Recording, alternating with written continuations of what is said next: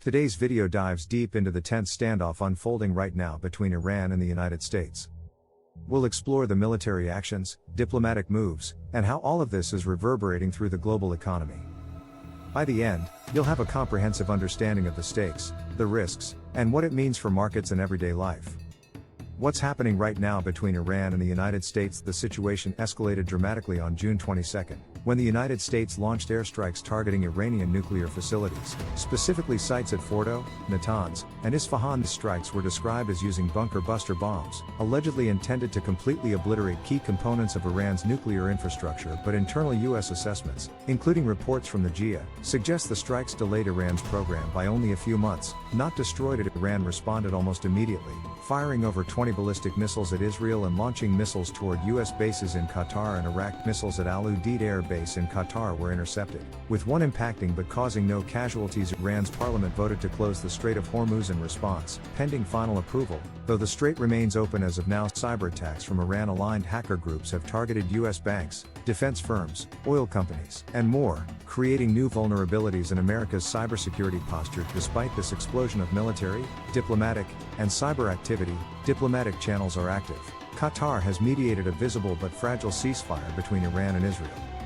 Geopolitical dynamics behind the crisis. Iran frames its response as protecting its sovereignty, declaring that all U.S. forces in the region are valid targets. Iran's strategic posture is reinforced by its missile capabilities, including new Qasem-Basir ballistic missiles unveiled in May, highlighting its growing regional strike potential. The U.S. maintains a significant military presence, around 40,000 troops in the region, on high alert. Iran's traditional backers, Russia, China, North Korea, have condemned the U.S. strikes but declined to offer direct military support. China and Russia are calling for de-escalation, urging diplomatic engagement over further military escalation. The key flashpoint remains the Strait of Hormuz, a choke point for roughly 20 to 25% of global oil and gas supplies. Iran's parliament calling for its closure signals rising rhetoric, but actual closure would provoke global military intervention and risk catastrophic economic fallout. U.S. officials, including Senator Marco Rubio, warn Iran that a closure would be economic suicide for Tehran. Immediate economic impacts. Globally, oil prices reacted sharply. Brent jumped from below $70/barrel to a peak near $81.40/barrel following the U.S. strikes. However, prices quickly corrected back below pre-conflict levels once Iran's initial missile response caused minimal damage and the strait remained open. Markets showed moderate reactions, far less than during past Middle East crises, reflecting improved global oil market resiliency. But IMF chief Kristalina Georgieva has warned that even modest oil spikes could hamper global growth, raising inflation and slowing economic expansion. Key financial indicators showed a typical flight to safety. Investors bought U.S. treasuries and dollars amid uncertainty.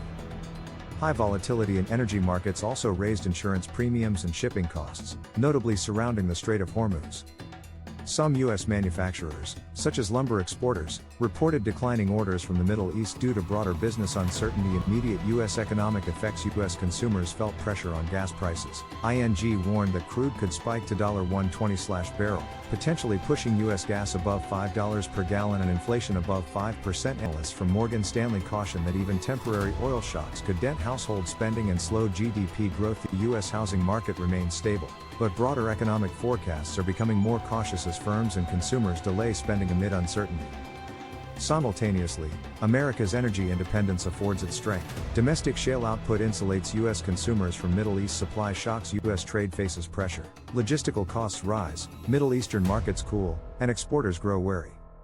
Longer-term global economic outlooks. Central bankers globally face a dilemma. Energy-driven inflation may delay policy easing, yet growth concerns loom. IMF warns that continued conflict risks ripple effects across global supply chains, energy costs, and investor confidence. Goldman Sachs estimates Brent crude could reach $110 if the strait is shut even briefly, while Citi estimates $90 for shorter disruptions. Such energy crunches would feed directly into inflation, pushing central banks like the Fed and ECB into tougher stances. Uncertainty breeds hesitancy. Businesses delay investments, global trade slows, consumer spending curtails. Emerging markets, heavily reliant on energy imports, face heightening risks, especially in Asia and emerging Europe. Shipping costs and insurance premiums could remain elevated, impacting global trade and manufacturing margins. On the other hand, de-escalation, even if temporary, could calm markets, as prices sagged when Iran's response was limited impact on Iran's own economy. Iran's economy was already reeling under U.S. maximum pressure sanctions imposed in February. These wide sanctions target oil exports, reducing them to nearly zero and triggering a steep devaluation of the rial. Food inflation is raging. Staple prices rose by 30 to 70% in recent months, pushing essentials far beyond reach for many families. New strikes and threats only deepen investor reluctance, reduce oil output further, and damage critical infrastructure, especially energy grids. Blackouts, smuggling, and informal trade have surged as energy and economic pressures mount. Civil unrest is increasing.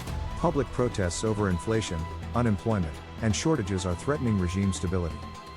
Any move to close the strait would also threaten Iran's own revenue, since most of its exports rely on that route. The situation remains fluid. The ceasefire is fragile, missile strikes are ongoing, and diplomatic resolution is uncertain. Will global powers like China or Russia push for restraint or quietly support Iran?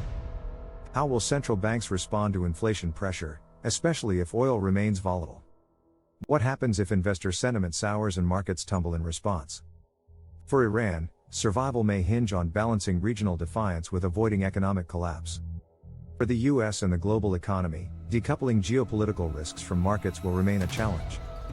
We traced the unfolding military actions, mapped the regional and global ripple effects, and broke down how all this matters for economies around the world, including right here at home. If you found this analysis helpful, then please like the video and subscribe to the channel to stay updated on global affairs and economic insights. We'll continue bringing you timely, well-sourced breakdowns of the world's most important stories. Thank you for watching and for supporting thoughtful, informed discussion.